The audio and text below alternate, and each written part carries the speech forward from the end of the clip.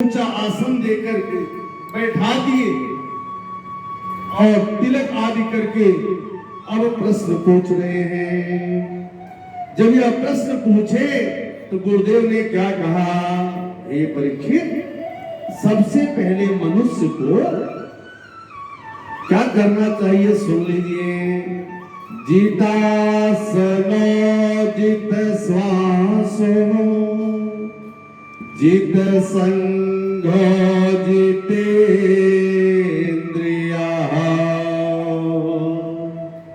स्थूले भगवते रूपे मनः संधारयो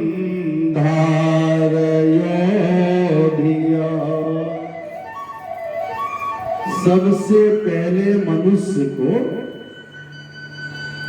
क्या करना चाहिए। अब गुरुदेव भगवान सुखदेव जी कथा सुना रहे हैं।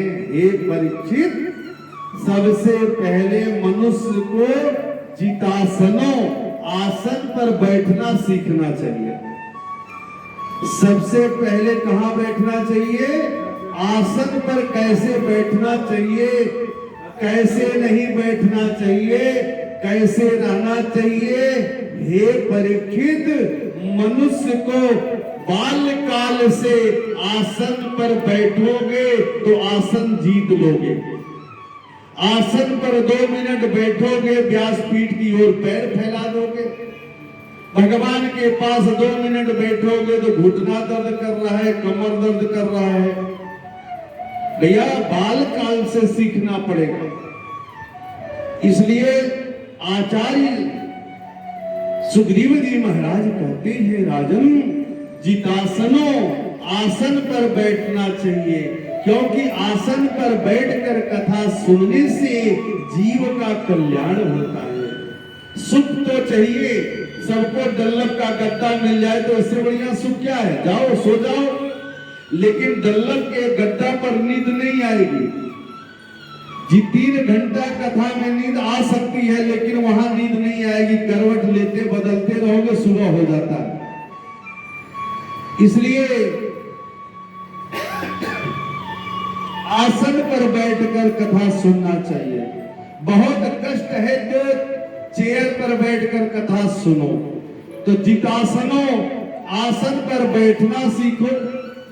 फिर बोले, जितासनो जित श्वासो। सुबह उठ करके लोम विलोम प्राणायाम करो। आसन पर बैठ करके लोम विलोम प्राणायाम करोगे भैया तो तुम्हारा शरीर शुद्ध रहेगा। शुद्ध का मतलब स्वच्छ रहेगा, स्वच्छ का मतलब तुम्हारा शरीर स्वस्थ रहेगा। इसलिए भैया, जितासनों और जित सांसों, सांस को लोम विलोम प्राणायाम कर लो।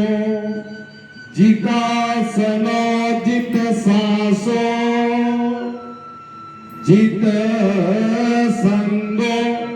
अब लोम विलोम प्राणायाम तो हो गया मेरे भैया, लेकिन आपका संगत कैसा है। आचार्य सुखदेव जी कहते हैं कि जो तुम्हें गलत दिशा दिखाता हो उसे तत्काल छोड़ देना चाहिए। क्योंकि जित संगो, 20 साल से 15 साल हमने बच्चे को अच्छा रास्ता दिखाया, लेकिन वही बच्चा जब बाहर उस संगत गलत मिल गया, वही लड़का, वही बच्ची, वही बेटी बिगड़ जाती है। जरा विचार करना, 20-22 साल हमने बेटी को अपना संस्कार दिया और क्षण भर में कोई लड़का मिल जाता है या लड़की मिल जाती है तो वो सारी चीज बदल जाता है। अब संगत में बीड़ी सिगरेट दारू पीने लगेगा। संग के कारण से रंगत चढ़ जाती है। तो आचार्य कहते हैं, जित संगो, संग अच्छा हो, जो मंदिर जाए, दान करवावे, धर्म करवावे, भगवान के ओर ले जावे, वही तो असला साथी है।